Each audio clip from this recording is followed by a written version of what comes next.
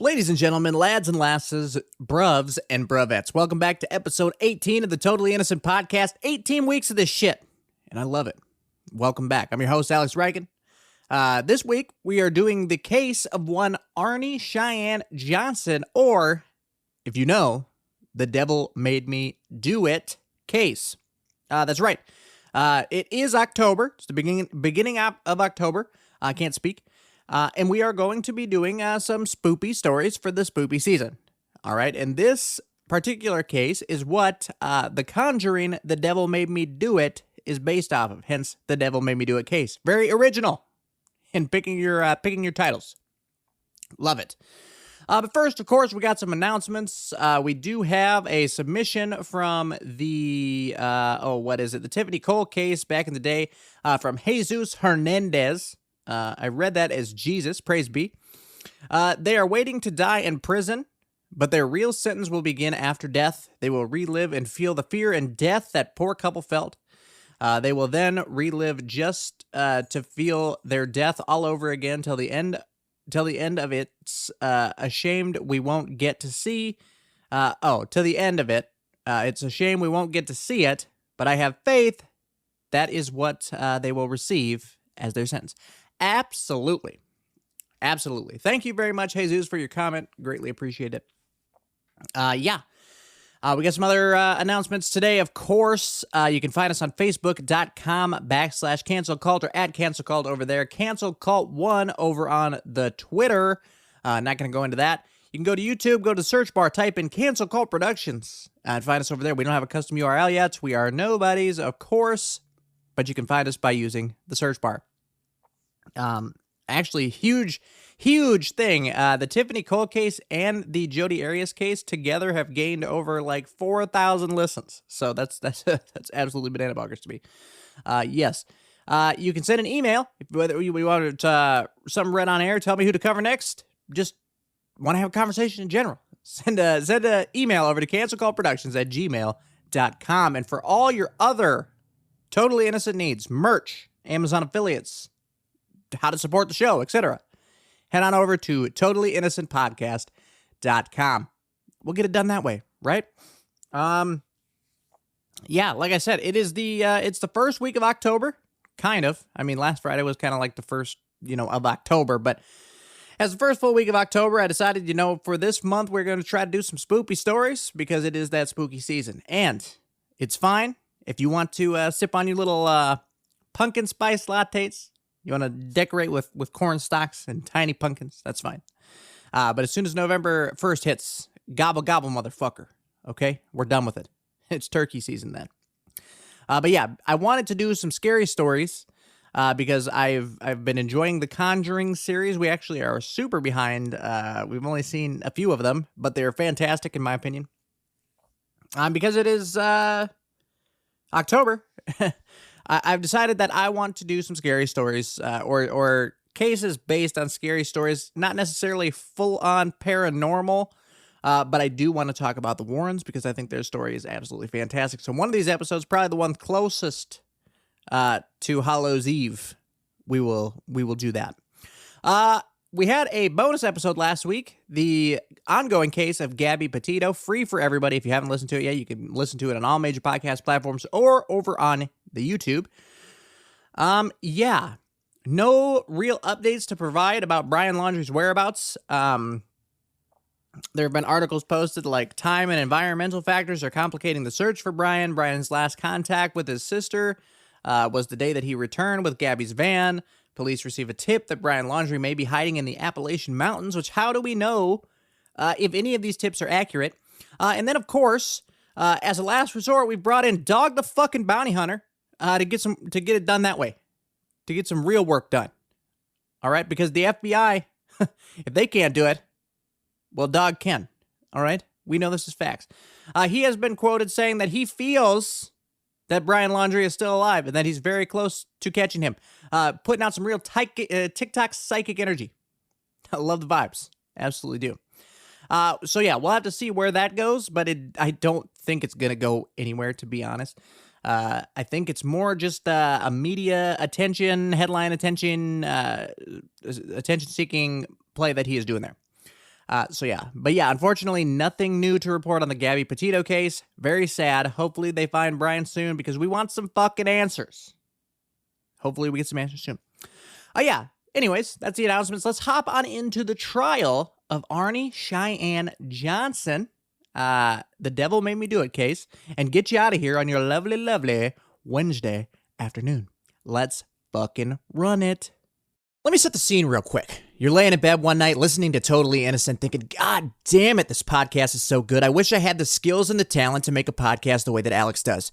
Well, you might not have the talent, but you do have the technology. If you haven't heard about Anchor, it's the easiest way to make a podcast. Let me explain. Number one, it's free. Number two, there are creation tools that allow you to record and edit your podcast right from your phone or computer. Number three, Anchor will even distribute your podcast for you for free so it can be heard on Spotify, Apple Podcasts, Google Podcasts, and many more. You can even make money from your show. No minimum listenership is required. It's everything you need to make a podcast all in one place. Download the free Anchor app or go to Anchor FM to get started. Are you a fan of having your mood boosted? Being calm and relaxed, soothing aches and pains, motivation, better sleep, less nauseous, and increased appetite? And you think, well, I get all that with the devil's lettuce. Head over and check out our friends at 3Chi and check out their Delta 8 products. Find out more at totallyinnocentpodcast.com. Get the high end without all the sirens. Are you itching for a good story? Laughter among friends, maybe even a mystery or two? Well, you're in luck. Fire Breathing Kittens is a standalone Dungeons & Dragons podcast. Each episode is a separate 3-hour-long story, like a movie for your ears, so you can listen to these adventures in any order you like. So join us on a real play D&D quest as we solve mysteries, attempt comedic banter, and enjoy friendship. Fire Breathing Kittens podcast, fantasy, action, mystery, friendship. All right, here we are. The first spoopy story of spoopy podcast season. All right, the trial of Arne Cheyenne Johnson, also known as the Devil Made Me Do It case, also known as the title of the Conjuring, The Devil Made Me Do It. It is a first court case in the United States in which defense sought to prove innocence based upon the defendant's claim of demonic possession and denial of personal responsibility for the crime. On November 24th, 1981, in Brookfield, Connecticut, Arne Cheyenne Johnson was convicted of first-degree manslaughter for killing his landlord, Alan Bono. According to testimony by one Glatzel family, 11-year-old David Glatzel allegedly had played host to a demon. After witnessing a number of increasingly ominous occurrences involving David, the family, exhausted and terrified, decided to enlist the aid of Ed and Lorraine Warren, the power couple of the paranormal universe, in a last-ditch effort to cure David. The Glatzel family, along with the Warrens, then proceeded to have multiple priests petition the church to have a formal exorcism performed on David. The process continued for several days, concluding when, according to those present, a demon fled the child's body and took up residence within Arne. These events were documented in the book The Devil in Connecticut by Gerald Brittle. So if you want to read that book, Gerald Brittle, The Devil in Connecticut. Maybe provide a little bit more information than what we're going to have in today's episode.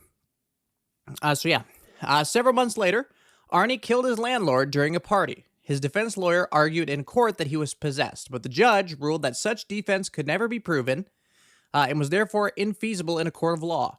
Arne was subsequently convicted, though he only served 5 of the 10 to 20 year sentence. The trial attracted media attention from around the world and has obtained a level of notoriety due to numerous depictions of the events in literature and television. The story was later made into the film adaptation titled The Conjuring, The Devil Made Me Do It, this year in 2021. I have not seen it yet, but I'm super excited. I'm really excited. I love scary shit. Big fan of that. The first case in the United States where a defense tried to prove innocence based on demonic possession. It didn't look like it succeeded. The judge was definitely like, no, you're fucking dumb. That's not how this works. But was there a demon? How would we ever know if there was a demon? I'm going to put a poll in this episode, okay? So Spotify users or listeners, or if you want to go to Spotify, there will be a poll or a question. You can go to Spotify there and actually vote in the poll, and we can get to the results next week. So if you want to vote in the poll, go to the Spotify webpage for the show, and we'll do that. I think that could be fun. So that's a little bit of the introduction to the trial of Arne Cheyenne Johnson, the Devil Made Me Do It case. We will get into like the background and the crime and all that stuff later on. But yeah, I think it's going to be a pretty weird, pretty cool story. So I say we just hop into the background of the case. It's going to be a little bit different, right? Because this is based on a paranormal-ish sort of story. Like, yes, there is murder involved, but the claim of demons and stuff like that. So obviously, we're not going to have probably a what? Oh my god, like a early years type thing. So yeah, we'll just hop into like a little bit of background of the case, get into the crime and the trial, do some legal proceedings, et cetera, and find out where they're at now. Right? So let's do it. Let's hop on over to the background for the case of Arne Cheyenne Johnson. So, Arne Cheyenne Johnson and Debbie Glassell provided first-hand accounts for their version of events depicted in Discovery Channel's A Haunting episode, Where Demons Dwell. The devil! They did not believe in demonic activities themselves, but they claimed that their father to be an eyewitness of demonic possession. Both Johnson and Debbie were adamant in their support of the Warrens' recollection of events. They asserted that paranormal activity began after they went to clean up a rental property that they had just purchased. David recollected that an old man appeared out of nowhere, pushing and terrifying him. And I think it is well accepted in the paranormal community, excuse me, that that children are more susceptible to seeing shit that isn't there. And I don't know if it's their imagination. I want to preface that by saying I absolutely believe in paranormal events and happenings, ghosts, shit like that. I've seen this shit. When we were young, well, not young enough to be like the kid that sees the weird shit, but when I was in high school, so we're talking 17, 18 years old, we were told of a haunted house abandoned out in the middle of the country in which the town that I grew up. That doesn't make any sense, but in the town that I grew up, there was an abandoned house out in the country that other high school students went to, you know, like older students went to. God damn it. And claimed that a bunch of weird shit was happening. We were not believers in the paranormal at the time. We wanted to check it out for ourselves. We ended up going out there like 50 times, bringing camera equipment, audio equipment, different things like this. And I will say, we saw some weird fucking shit. Some weird shit. And I don't know if it was our minds playing tricks on us, but I have video evidence and photo evidence to back that up. One of them, spine-chillingly enough, we were all in there walking around. Right, we got our video cameras out, et cetera, and we're just walking around. And in the video, one of my buddies says, "I'm getting cold." And in the video, we didn't have a little girl with us, all right. But in the audio of the video, you can hear a little girl say, "I'm not doing it." What the fuck? Roughly about the same time, I take a picture of the kitchen window. Okay? Now keep in mind, the glass in all the windows of this house are broken. The house is actually falling apart at this point, and a couple years later, if that, the house was tore down. They tried to burn it 5 times before they finally said, fuck it, let's just dig a hole and knock the fucker in there. Okay? No rain, nothing. Just stopped burning. It went up in flames. They come back the next day, still standing. What the shit?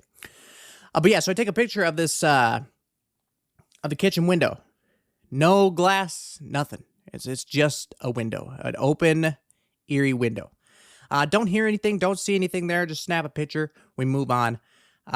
Later, when we went back and looked at the footage and the photos, you can clearly see a man of some kind peering, I'm getting fucking goosebumps telling the story, peering into the window, just looking in there, except he is like entirely translucent, shiny white. You can clearly make out a face. The creepiest thing is you can see his hands are looked up like he's looking in. His face is in between his hands, you know, when you're trying to look into something. You can't really see his hands, but you can see all 10 fingerprints pressed up against a non-existent window. The scariest shit I've ever seen in my life, to be honest, just looking at us. And we had no idea. We had no idea the whole time. Later on, we would move upstairs. Evidently, this little girl died in this house. That's why when you hear the little girl's voice on the video, we were absolutely shitting bricks. But we were upstairs in said little girl's room. A little bit of toys left over. This house hadn't been lived in probably 100 years. And really cold in there. Buddy hears something in the hallway. He walks out, looks both ways, sees nothing. Comes back into the room. As he comes back into the room, a cloak or a hand or a claw or something wraps its way around the door frame for a second and then goes back out into the hallway. And on the video, I wish I could show this. I'm going to have to find this and see if there's a way that we can upload it. He comes back into the room. This hand comes around, almost like it's trying to grab him.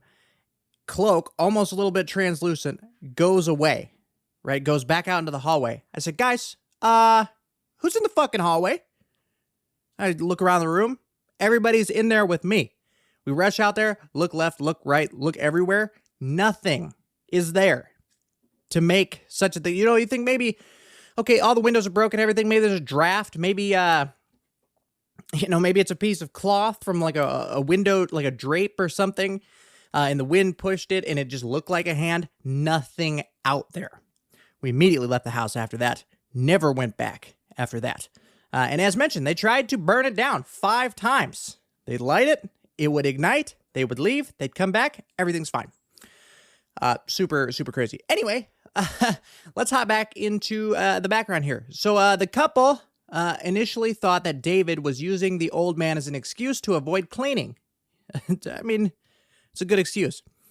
But David informed them that the old man had vowed to harm the Gatzels if they moved into the rental home.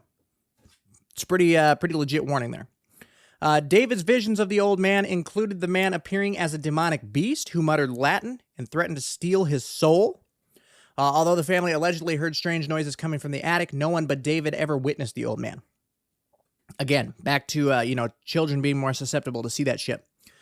After David experienced night terrors, exhibited strange behavior, and obtained unexplained scratches and bruises, that's when you get the fuck out. The family called upon the services of the Catholic priest, who attempted to bless the house. The terrified family concluded that the house was evil and would no longer continue to rent. David's visions would worsen, occurring in the daytime now as well. 12 days after the original incident, the family summoned the self-proclaimed demonologist Ed and Lorraine Warren, the power couple of the paranormal universe.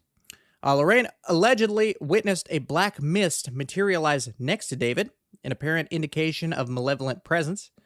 Debbie and her mother told the Warrens that they'd seen David be beaten and choked by nothing. Nothing was there. We thought he was just playing around. Weird. Yeah, they see him beaten and choked by invisible hands that red marks would appear around his neck afterwards. Wow. David started to growl and hiss, speak in otherworldly voices, probably parcel tongue. Okay, and recite passages from the Bible or Paradise Lost. Why that one? The Glassels recounted how each night a family member would remain awake with David as he suffered through spasms and convulsions. Definitely sounds like a possession. After receiving a prognosis of multiple possessions from the Warrens, David was subject to 3 lesser exorcisms. Lorraine asserts that David levitated at one point, ceased breathing for a time, and even demonstrated the supernatural ability of precognition, specifically in relation to manslaughter, the manslaughter Johnson would later commit. This man literally looked at Arnie and was like, "You're going to kill your landlord, fucker." In October of 1980, the Warrens contacted Brookfield police to warn them that the situation was becoming dangerous. Whew. Yikes. Before we continue on, I also want to mention that I have some pretty fucking weird Ouija board stories as well, but we're going to save that for other episodes this month. I do like the fact that I gave that ghost story, and I think that would be a cool addition to the rest of the episodes this week. Or not this week, but this month. And I don't know if I'll have enough, because I really only have the 2, but we will give the Ouija board story in another episode. According to eyewitness testimony, Arne Johnson coerced one of the demons, reportedly within David, to possess him while participating in David's exorcism. It is here that a haunting veers away from the circumstances of Johnson's possession as described by those involved. According to the show, a few days after Johnson egged the demon on during the exorcism, he was attacked rather viciously by the demon, which allegedly took control of his car and forced him to run into a tree. Fortunately, Johnson was unharmed. After the incident, Johnson returned to the rental property to examine an old well that supposedly housed the demon. Yes, I've seen, The Ring, The Grudge. I think the Grudge wasn't a well, but you probably want to stay away from that. Absolutely. In both the dramatization version and his personal accounts, Johnson recollects that this was his final encounter with the demon while completely lucid. After encountering the demon at the well and making eye contact with it, he became possessed. The Warrens claim to have warned him not to do this. Hey, probably don't want to look the demon in the eyes. Arnie? Hello? Yeah. As David's condition worsened further, Debbie and Johnson, who have been living in her mother's home, decided it was time to move. Debbie was hired by Alan Bono, a new resident in Brookfield, as a dog groomer. Debbie and Johnson began renting an apartment close to her place of employment. After moving in, Johnson started to exhibit odd behavior that was strikingly similar to David's, causing Debbie to fear that he had also been possessed as well. According to Debbie, Johnson would fall into a trance-like state wherein he would growl and hallucinate, but later have no memory of it.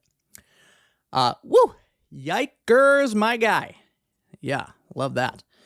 So now we'll hop on over to the killing, get to the media reaction, the legal proceedings, take a look at the aftermath, and then we'll get you out of here on your lovely, lovely Wednesday afternoon. I so desperately want to find the video and the picture that we took at that haunted house that I was telling you guys about, because it is honestly the eeriest thing that I have ever experienced. When we're talking about like the Ouija board stuff, that I'll tell a story on in another episode, that felt more demonic. This house was just eerie, right? Just kind of creepy. Not inherently evil, I feel. Although it was really cool. One thing that not really cool, kind of creepy actually. One thing that I forgot to mention was that the first time that we went out there, we were terrified to go into the house, right? And I mean, by the end of it, we were just walking in like we owned the place, right? Probably not the best thing you want to do when spirits are about, all right? But the first time we went out there, we were absolutely terrified to walk into the front door, which there wasn't even a door. It was just open. So we found ourselves standing on the deck outside, or at the entrance. And as a result, one of my friends decided that he wanted to jump. He jumped and made a loud thud when he hit the ground. Up in the little girl's room that we told you about earlier, immediately following his thud was another thud. Every time he would do it, it would mimic what he did. So if he made 2 loud thumps, thump, thump, 3 thump, thump, thump, in exact succession, if that's the right word, speed and everything. It was a 1-to-1 copy. So super fucking creepy. I also forgot to mention too that when they actually, when they finally said, fuck it, for some reason we can't burn this down, because it's adults at the time, right? And they don't understand that maybe this place is haunted, or we tell them that it's haunted and they're like, you're fucking stupid. When they couldn't burn it and they finally decided to dig a hole and bury it, they just connected it to an already existing cornfield, right? They just started planting corn, the farmers did, around that area. Exactly where the house was buried, corn grew, but it grew black. And then it was basically immediately dead. So that was probably the time where my dad, when I told him that, because when we drove by and actually looked at it, and he was like, you might not have been fucking around. And he's not a big ghost guy at all. So I don't know. You tell me. Let's get into the killing. right? On February 16th, 1981, Arne Johnson called in sick to his job at Right Tree Service. We all do that every once in a while. He would then join Debbie at the kennel where she worked as a dog groomer, along with his sister, Wanda, and Debbie's 9-year-old cousin, Mary. Bono, no relation to the U2 guy, the couple's landlord, and Debbie's employer at the time at the kennel, bought the group lunch at a local bar and proceeded to drink heavily. After lunch, the group returned to the kennel. Debbie then took the girls to get pizza. I don't know why you had lunch, get drinks, and then all of a sudden you're going to get pizza, but insisted they return quickly, anticipating trouble. She knew something was fucked up. When they returned, Bono, intoxicated at this point, became agitated. Everyone left the room at Debbie's urging, except for Bono, who seized Mary and refused to let go. Johnson headed back into the apartment and ordered Bono to release Mary. Wanda recounted that following the following events to police. Mary ran for the car as Debbie attempted to mitigate the situation by standing between the two men. Wanda tried in vain to pull Johnson away, but Johnson, growling like an animal, then drew a 5-inch pocket knife and stabbed Bono repeatedly. Bono died several hours later. According to Johnson's lawyer, Bono had suffered 4 or 5 tremendous wounds. Tremendous wounds. Mostly to his chest. And one that stretched from his stomach to the base of his heart. Holy shit, this guy went crazy. Johnson was discovered 2 miles from the site of the killing and was held at Bridgeport Correction Center on a bail of $125,000. That was the first unlawful killing in the history of Brookfield, Connecticut. So dude started growling. The devil, decided that he wasn't going to take that shit. Took out a 13-centimeter, 5-inch pocket knife, stabbed Bono repeatedly. 4 to 5 tremendous wounds. I like how he described that, tremendous wound. They were absolutely tremendous. But one stretched from his stomach to the base of his heart. Holy shit! Like, that's not killing. That's fucking slaughtering, dude. That's aggressive. That's really aggressive. So, the day after the killing, Lorraine Warren informed the Brookfield police that Johnson was possessed when the crime was committed. A media blitz soon surrounded the story, fueled in part by the Warrens, whose agents promised that lectures, a book, and even movies detailing the gruesome case were in the works. Martin Manila, Johnson's lawyer, received calls from all over the world about what was called the Demon Murder Trial. Manila traveled to England to meet with lawyers who had been involved in similar cases, though neither would have went to trial at the time.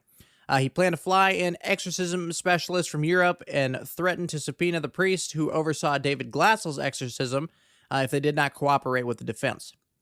The trial took place in Connecticut Superior Court in Danbury, beginning on October 28th, 1981.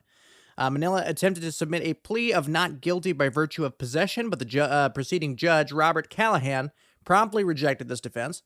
Callahan argued that no such defense could ever exist in the court of law due to lack of evidence, and that it would be irrelative and unscientific to allow related testimony. The defense chose to imply that Johnson acted in self-defense. Because of this, the jury was not legally allowed to consider demonic possession as a viable explanation for the killing. The jury deliberated for 15 hours over 3 days before convicting Johnson on November 28, 1981 of first-degree manslaughter. He was sentenced to 10 to 20 years in prison, though he only served 5. So, good for that guy. Man. Oh, I like telling ghost stories. I love it. We'll get into the aftermath and where Arne Cheyenne Johnson is at today. Then we'll get you out of here so you can enjoy the rest of your week. Thank you guys for coming back each week. Greatly appreciate it. Let's move on to that. And this is the part of the show where if you're not quite satisfied, you can always get more, right? This incident led to the creation of a television film titled The Demon Murder Case, and it was on NBC in preparation for a feature film, the production of which was stalled due to internal conflicts. And this happened in 1983. In 1983, Gerald Brittle, with the assistance of Lorraine Warren, they got together. They published a book about the incident entitled The Devil in Connecticut. Lorraine Warren stated that the profits of the book were shared with the family. Sources confirm that $2,000 was paid to the family by the book publisher. Upon the book's reputation in 2006 by iUniverse, David Glatzel and his brother Carl Glatzel Jr. sued the author and book publisher for violating their right to privacy, libel, and intentional infliction of emotional distress. Wow. Carl also complained that the book alleged that he committed criminal and abusive acts against his family and others.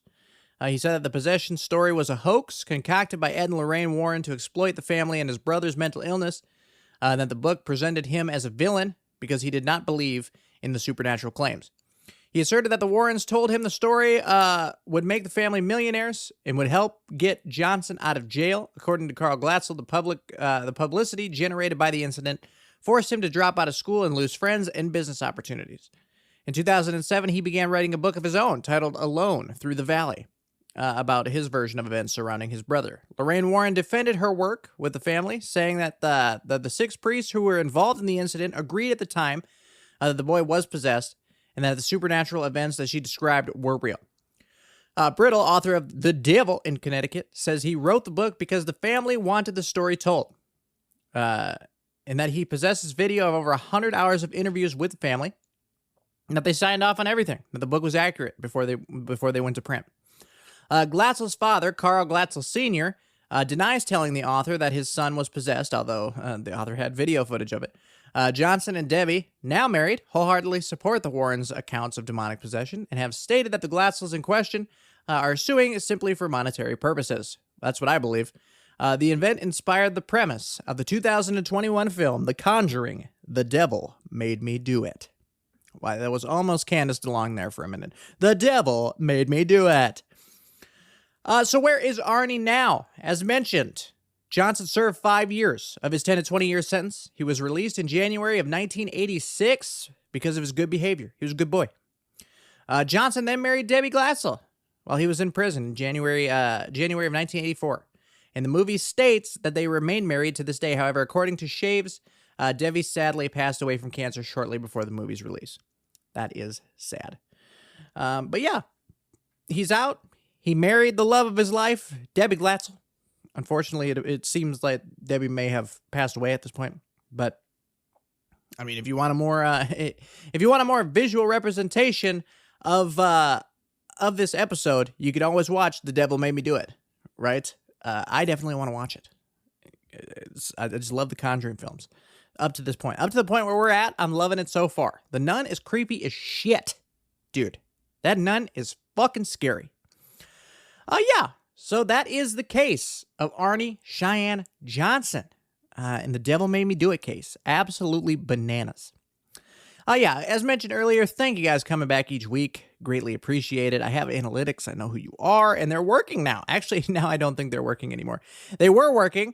Now they're not anymore. There's been some reports in the Facebook group for Anchor that it's not working anymore. But I see you. I actually do. Last week was an absolute banger of a week for the show. Almost like across podcast platforms, it was the greatest week ever at 107 plays. And if we're counting YouTube plays as well, we're talking thousands. The show's growing at such a rapid pace. Absolutely love you guys. Thank you so much for doing that. Again, if you have anything that you want read on air, want to send something into the show, tell me who to cover next, send an email to cancelcultproductions@gmail.com for all your other Totally Innocent podcast needs. Merch, Amazon affiliates, how to support the show. You can listen to the show over on totallyinnocentpodcast.com.